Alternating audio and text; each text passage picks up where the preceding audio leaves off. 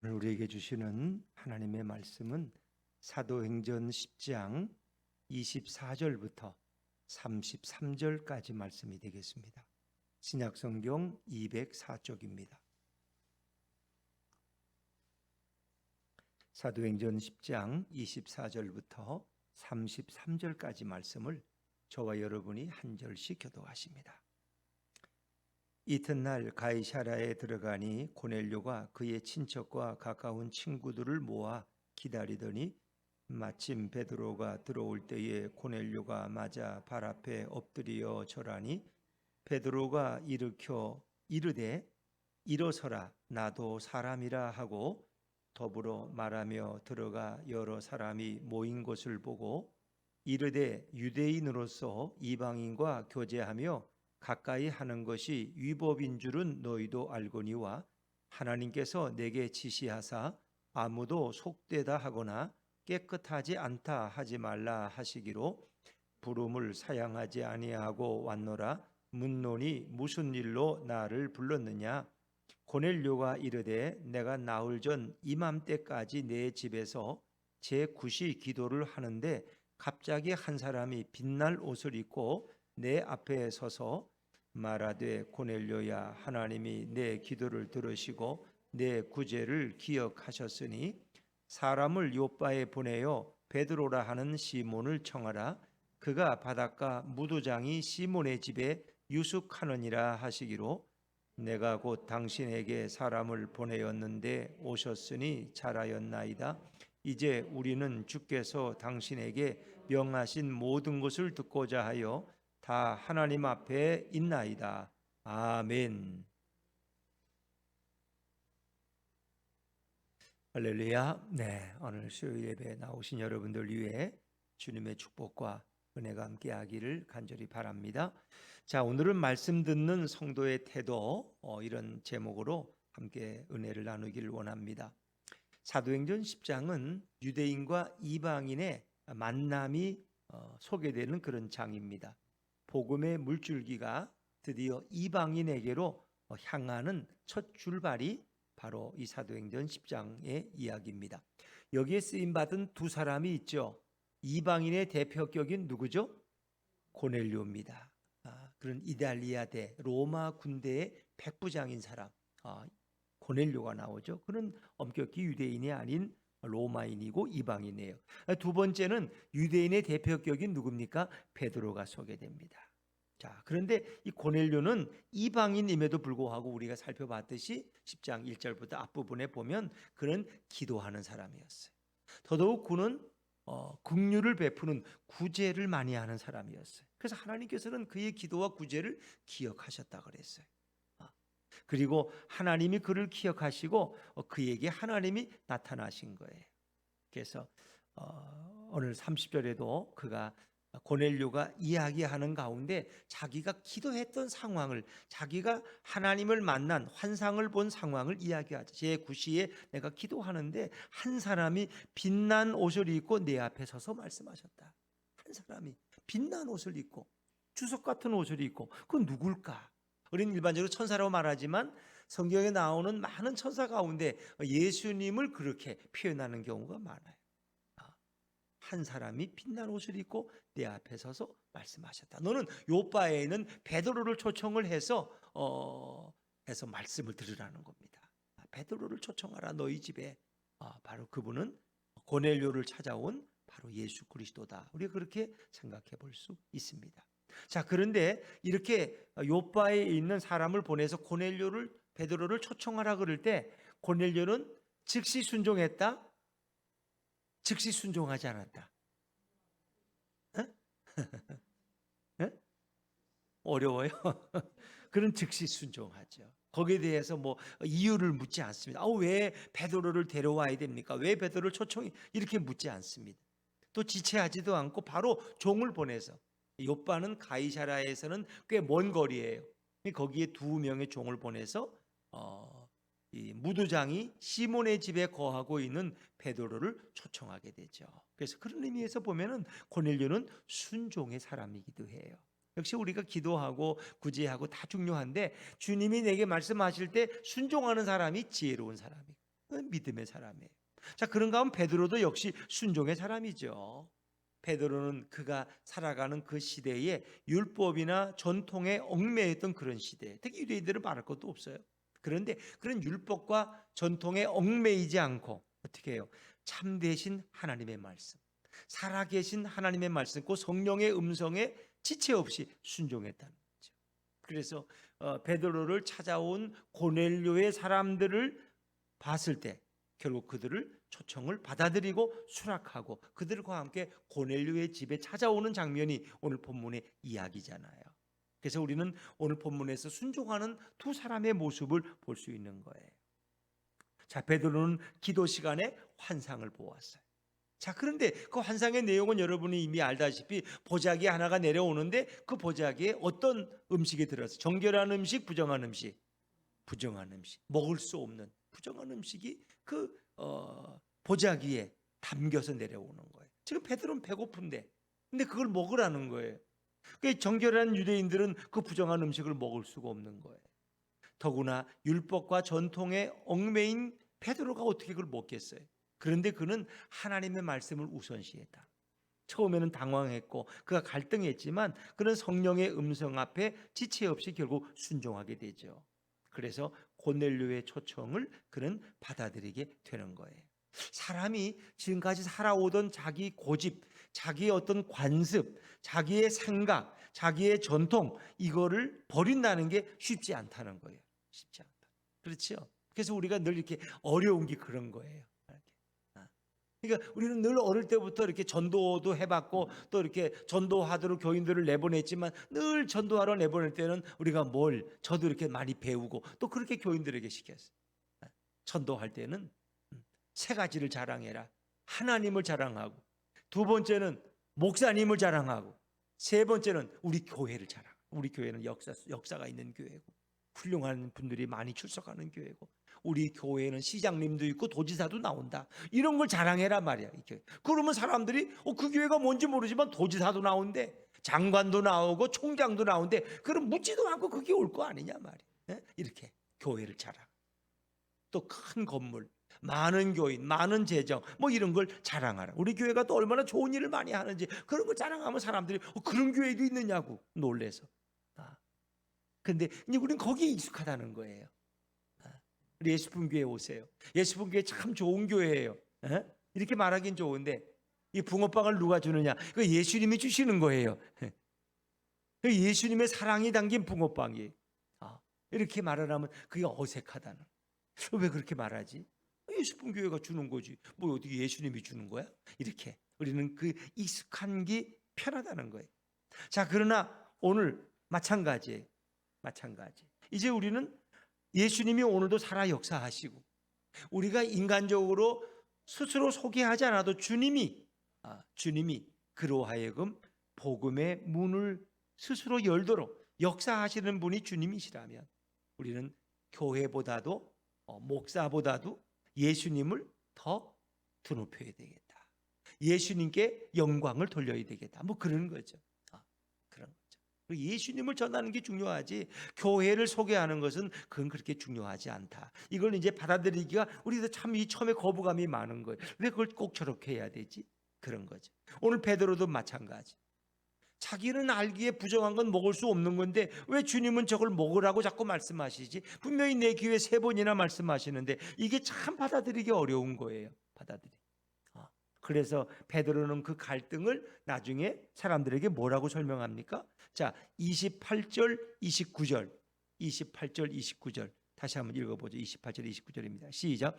이르되 유대인으로서 이방인과 교제하며 가까이 하는 것이 위법인 줄은 너희도 알거니와 하나님께서 내게 지시하사 아무도 속되다 하거나 깨끗하지 않다 하지 말라 하시기로 부름을 사양하지 아니하고 왔노라. 묻노니 무슨 일로 나를 불렀느냐. 아멘. 분명히 베드로는 알아요. 유대인으로서 이방인과 교제하는 게 잘못됐다는 거. 위법, 법을 어기는 거예요. 법을 어기는 거. 유대인은 이방인과 식사하면 안 돼요. 그 집에 들어가도 안 돼요. 근데 그것은 유대 율법을 어기는 행위예요. 그럼에도 불구하고 하나님께서 내게 지시하셨다는 거예요. 내가 깨끗하게 한 것을 너가 왜 더럽다고 하느냐? 그런 결국 하나님의 음성, 예수님의 음성을 선택하게 된다는 것이죠. 그래서 이렇게 자신의 겪은 갈등을 베드로는 소개하고 있습니다. 베드로 자신도 이방인을 만나는 것이 위법이고 잘못됐다는 것을 압니다. 그러나 베드로는 성령의 음성에 따르는 거죠. 결국 그가 이렇게 행동하게 된 동기는 어떤 사람의 부탁이나 어떤 체면 때문이나 어떤 율법이나 전통이 아니라 하나님의 말씀, 그리고 성령의 음성에 베드로는 순종하게 되었다는 거예요. 이게 베드로의 위대한 순종이에요. 자기가 겪어왔던, 자기가 경험했던 그 모든 전통을 하루아침에 허물어뜨리는 거예요. 부정하는 거예요. 그게 쉽지 않을 거예요. 여러분, 그거 쉽습니까? 그거 쉽지 않은 거예요. 그래서 베드로가 훌륭한 거예요. 자, 그런가 하면 고넬료의 순종도 만만치 않아요. 자, 24절 말씀 한번 읽어볼까요? 24절입니다. 시작. 이튿날 가이사랴에 들어가니 고넬료가 그의 친척과 가까운 친구들을 모아 기다리더니. 아멘. 자, 고넬료는 주님의 음성을 들을 때 고민하지도 않고 지체하지도 않았습니다. 그리고는 베드로를 부르기 위해서 자기 종들을 즉시 보냈어요. 뭐 거기까지는 좋아요. 그런데 오늘 고넬료가 올 때쯤 됐는데 뭐 오는지 안 오는지도 확실히 몰라요. 그런데 기다리고 있어요. 그것도 혼자 기다려요? 자기 가족끼리만? 아니에요. 친척들을 다 불렀어요. 베드로가 올지 안 올지도 모르는데 고넬료는 믿음으로 그랬는지 어떻게 그랬는지 친척들을 다 부르고 가까운 친구들을 다 모았어. 그리고 기다리는 거야. 언제 올지도 모르는데. 여러분, 이 일을 할 수 있겠어요? 아니, 베드로가 온다는 보장도 없어요. 지금처럼 뭐 핸드폰에 곧 출발함, 몇 시쯤 도착할 것, 뭐 이러면 자신이 있죠. 그런데 전혀 이거는 연락이 되지 않는 상황이. 올지 안 올지도 몰라요. 그런데 고넬료는 기다리고 있어요. 그것도 자기 혼자만 아니라 자기의 일가 친척과 친구들을 다 불러 모아놓고 이 입장을 바꿔놓고 제가 그 자리에 서도 이렇게 일가 친척이나 친구들을 부르기는 어려울 거예요. 왜? 이게 너무 나중에 큰 신뢰가 되기 때문에, 이것이 곧 부끄러움이 될 수 있기 때문에 이건 쉽지 않은 거예요. 아니, 무슨 창피를 당하려고 그런 일을 해요? 올지 안 올지도 모르는데. 그렇죠. 이게 고넬료의 위대한 순종의 모습이에요. 고넬료의 영적인 태도를 볼 수 있어요. 신앙이란 이런 영적인 태도예요. 그가 겸손했고 그는 하나님 말씀에 순종하는 거예요. 순종은 그 말하는 분이 누구냐에 따라서 중요한 거예요. 그게 말씀하시는 분은 하나님이고 예수님이에요. 고넬료는 그 말씀을 전적으로 따르는 거예요. 주님이 내게 말씀하셨으면 반드시 베드로는 오리라는, 그 오고 안 오고의 결과에 그는 연연하지 않습니다. 주님이 말씀하셨기 때문에 그는 그것을 믿고 또 뭐 그런 믿음이 따르지 않을지라도 주님의 말씀이니까 그대로 순종하는 거예요. 이 참 쉬운 게 아니죠. 바로 이런 사람들을 주님은 사랑하십니다. 바로 이런 자들에게 하나님의 축복이 임하는 것입니다. 오늘 우리에게 하나님의 명령이 임한다면 당장 내일 비행기를 타고 뉴욕을 가라 그래도 갈 수 있는, 아프리카로 가라 그래도 갈 수 있는 이런 순종의 태도, 얼마나 아름다운 겁니다. 이것이 보통 사람들에게는 쉽지 않은 일이죠. 그러나 우리에게 말씀하시는 그분이 누구라는 것을 바로 안다면, 그분이 천지를 창조하신 하나님이라면, 그분이 내 인생의 모든 주도권을 가지신 예수 그리스도라면 우리는 그분의 말씀에 그대로 순종할 수 있는 것입니다. 자, 고넬료는 특히 베드로가 들어올 때 어떤 태도를 취했나요? 자, 25절 말씀을 다시 읽어볼까요? 25절입니다. 시작. 마침 베드로가 들어올 때에 고넬료가 맞아 발 앞에 엎드려 절하니. 베드로가 걸어도, 베드로는 사실은 갈릴리 출신이고 나사렛 어부 출신이에요. 어부라는 건 그 당시에 그렇게 뭐 화려한 직업이 아니잖아요. 가장 사회 밑바닥. 그러나 이제 물론 변화된 베드로고 성령 충만한 베드로고 예수님은 이미 승천하셨고 거의 수제자인 베드로죠. 그러니까 뭐 그의 그런 위상은 있을 것이지만, 그러나 로마의 백부장인, 그 유대인들을 다스리고 통치하는 로마의 장교가 유대인인 베드로 앞에 이렇게 엎드려서 절을 한다? 이건 쉽지 않을 거예요. 그냥 정중하게 맞이할 수는 있어요. 그런데 고넬료가 집 앞에서 기다리다가 베드로를 맞아서 발 앞에 엎드려 절하니 이거는 결코 아무나 할 수 있는 일은 아닌 것입니다. 엎드려 절했다는 것은 경배한다, 예배한다는 뜻입니다. 마치 하나님이 보낸 베드로를 마치 하나님을 대하듯이 그는 맞이한다는 거예요. 지금 고넬료는 베드로를 하나님처럼 생각하고 있는 거예요. 왜? 베드로를 통해서 하나님의 음성을 들을 수 있다고 생각했기 때문인지 모르겠어요. 사실 베드로는 그렇게 존경받을 만한 인물은 아닐 것입니다. 왜냐하면 그에게도 그런 부끄러움이 있지 않습니까? 그런 예수님을 3번이나 부인했던 그런 부끄러운 과거도 가지고 있습니다.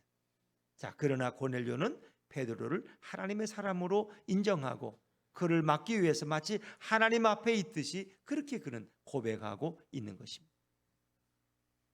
그는 늘 하나님을 생각하는 사람이었고 그리고 하나님이 보낸 자도 존경하는 태도로 그를 맞이하는 것입니다. 자, 그런 고넬료가 이렇게 정말 정중하게 맞이할 때 오늘 베드로는 어떤 태도를 취했을까요? 자, 26절부터 26절을 먼저 읽죠. 26절입니다. 26절 시작. 베드로가 일으켜 이르되 일어서라 나도 사람이라 하고 아멘. 나도 사람이다. 나도 사람이다.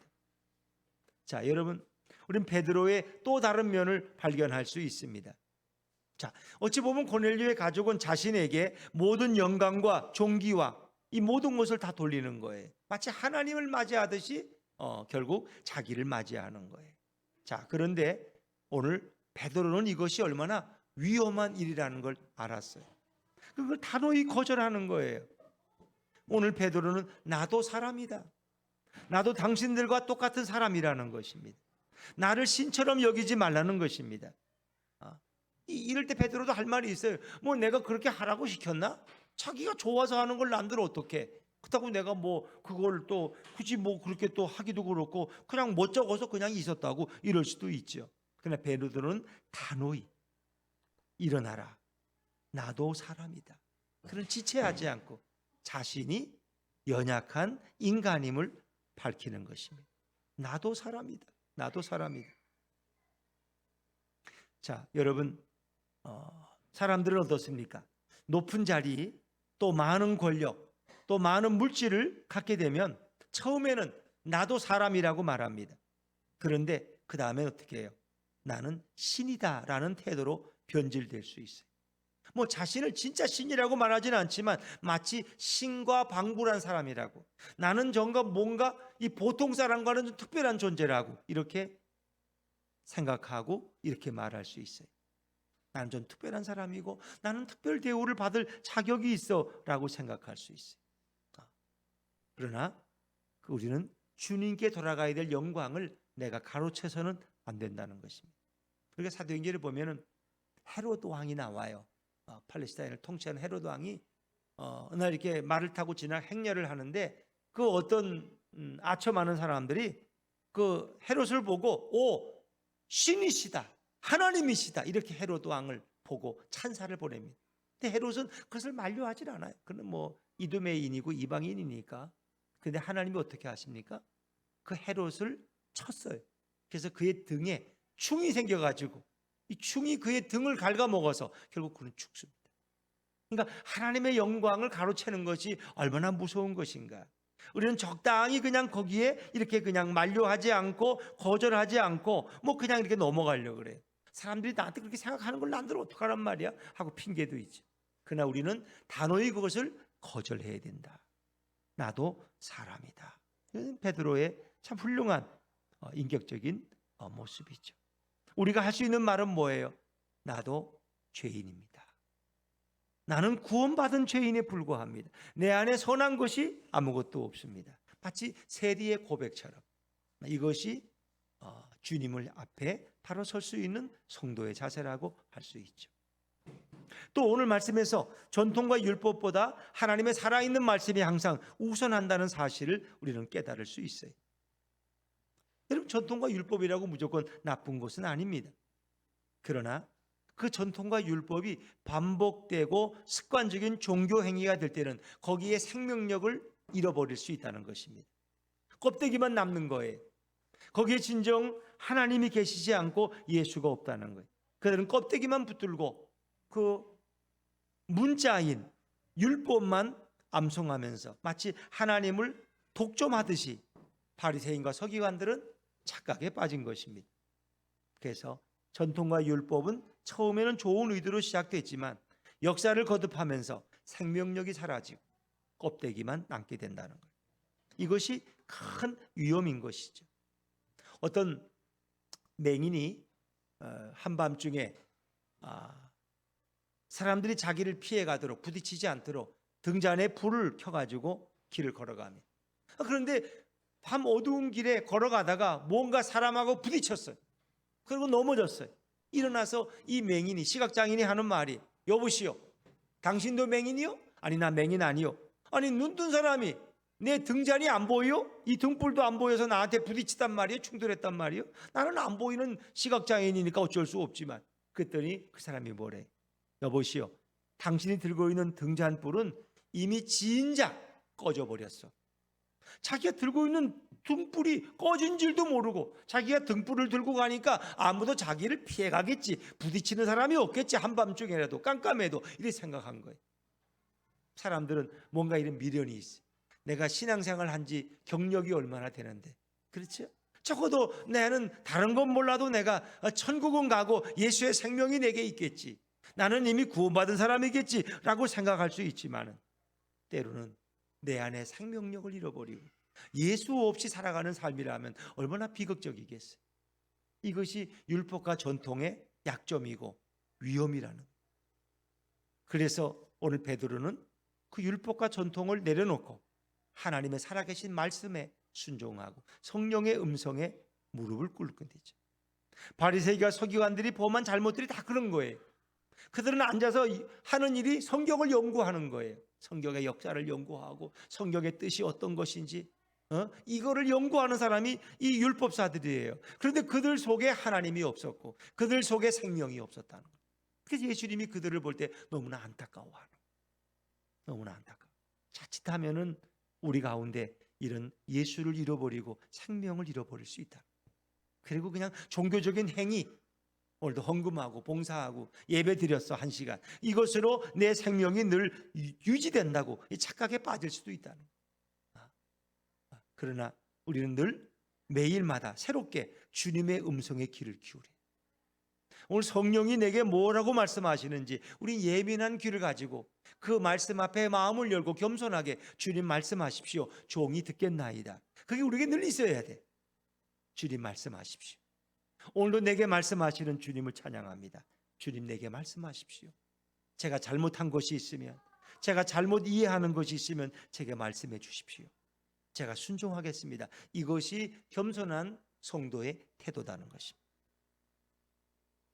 자, 베드로에게 임했던 그 환상은 앞에서도 말씀드렸지만 그건 이방인들을 가리키는 거예요. 나는 부정한 음식을 먹을 수 없다고 그래요. 그런데 하나님께서 뭐라 그래요? 내가 깨끗하게 한 것을 왜 내가 더럽다고 하느냐? 내가 깨끗하게 했다, 내가 정결하게 했다. 그런데 이거 너가 왜 더럽다고 먹지 않느냐?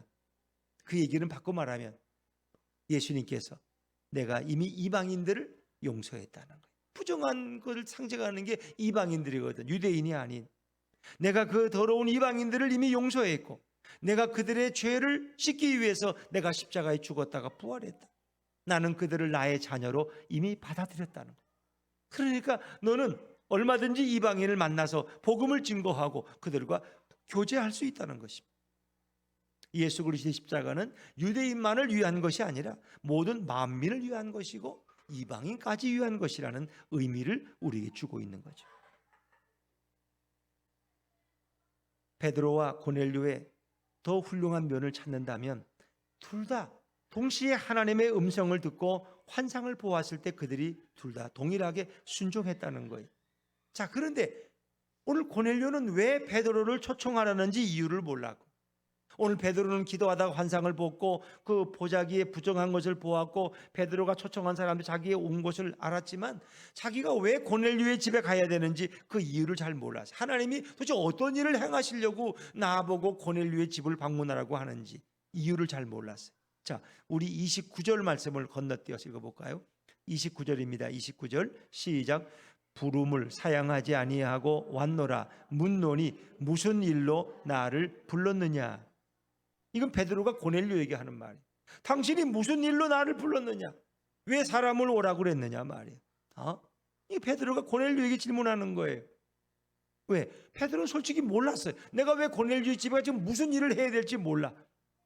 자, 그런데 고넬료의 대답도 더 걸작이야. 사실 고넬료도 왜 베드로를 초청해야 되는지 모른다는 거예요. 이유를 몰라요. 그냥 순종했을 뿐이에요. 30절부터 33절까지 좀 길지만 천천히 한번 읽어보죠. 시작. 고넬료가 이르되 내가 나흘 전 이맘때까지 내 집에서 제9시 기도를 하는데 갑자기 한 사람이 빛난 옷을 입고 내 앞에 서서 말하되 고넬료야, 하나님이 내 기도를 들으시고 내 구제를 기억하셨으니 사람을 요바에 보내어 베드로라 하는 시몬을 청하라.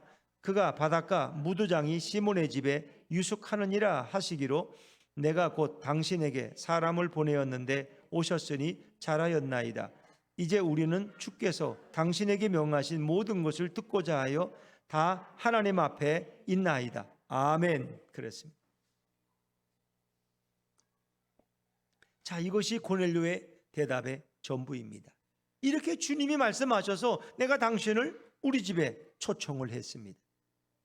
자기가 본 환상을 다 설명합니다. 이래서 우리는 주께서 당신을 보내서 우리에게 말씀하시고자 하는 것을 듣고자 하여 다 하나님 앞에 있나이다. 그렇게 설명하죠. 뭐 정확하게 어떤 말씀을 들어야 될지, 베드로의 설교를 듣고 어떻게 행동해야 될지 뭐 그런 거에 대한 구체적인 얘기는 없어요. 그러나 고넬료는 우리가 하나님 앞에 있다. 하나님께서 당신을 보내서 우리에게 뭔가 말씀하실 것을 기대하고 있다는 거예요. 자, 고넬료나 베드로는 자세하게 이유를 설명 듣지 못하고 그냥 순종했습니다. 정확한 하나님의 뜻을, 하나님이 어떤 일을 행하시려고 그러는지 그 이유도 잘 몰랐어요. 왜냐하면 구체적으로 고넬료의 집에 복음의 물줄기가 들어옴으로써 이방인을 향한 주님의 계획이 너희들로부터 시작된다, 뭐 이런 말씀이라든가 뭐 그런 것은 전혀 없었어요. 그러나 그들은 하나님의 뜻을 잘 몰랐지만 그들은 말씀하시니까 순종하는 거예요. 그것이 구약에서부터 계속 내려오는 하나님이 사람에게 말씀하실 때 하시는 방법이에요. 어느 날 갈대아 우르에 있는 아브라함을 하나님이 찾아오셔서 말씀하셨어요. 아브라함아, 예전에는 아브람이었죠. 아브람, 너는 내 고향 일가 친척을 떠나서 내가 내게 지시할 땅으로 가라. 근데 거기가 어딥니까? 너는 그냥 내가 지시하는 곳으로 가면 돼. 어디라고 지명을 말씀하시잖아요. 나의 매일매일 인도를 받고 내가 지시하는 곳으로 가라는 것입니다. 그래서 아브라함은 성경에 보니까 갈 바를 알지 못하고 어디로 가야 되는지도 몰라. 동탄으로 가라는지 부산으로 가라는지도 모르고 주님이 떠나라니까 그냥 떠난 거야. 매일매일 주님의 음성을 듣고 또 한 걸음 나가고 또 한 걸음 나가는 거예요. 이게 어찌 보면 순종하는 믿음의 사람들의 모습입니다. 요셉이 형들에게 미움받아서 애굽의 종으로 팔려갔어요. 그리고 잘 총무로 나가다가 또 그것마저도 허물어져서 억울한 누명을 쓰고 감옥에 갇혔습니다. 자, 그럴 때 주님이 오셔서 한밤중에 어느 날, 야 요셉아, 오늘 너가 이렇게 고생하는 거 걱정하지 말아라. 너가 억울한 누명을 썼지만 다 이거는 너를 이 애굽의 국무총리로 삼고자 하는 내 계획이야. 이렇게 한마디 해줬으면 얼마나 좋겠어요. 그런데 하나님은 그런 말씀 안 하셨어요. 요셉은 내가 왜 이렇게 억울한 누명을 써야 되고, 내가 하루아침에 낭떠러지게 떨어져서 왜 이 지하 감옥에서 내일 미래가 없는 삶을 하루하루 살아야 되는지 그 이유를 전혀 몰랐어요. 그러나 분명한 것은 요셉은 하나님의 뜻을 정확히 몰랐지만 그런 불평하거나 저항하지 않았습니다. 주님이 말씀하실 때 그런 그대로 듣는 거죠. 이게 요셉의 태도예요. 아브라함이 25년 만에 아들 이삭을 낳았어요. 근데 하나님께서 어느 날 또 얼토당치 않게, 야 아브라함아, 내 아들 이삭 그 사랑하는 독자를 내게 바쳐라, 그러는 황당한 얘기예요. 그런데 아브라함은 이유를 따지지 않았어요. 아니 전에는 주시더니 또 이제는 또 데려가겠다고 하는, 이게 도대체 뭘 하는 일입니까 이게? 묻지 않았습니다. 그는 그대로 순종합니다.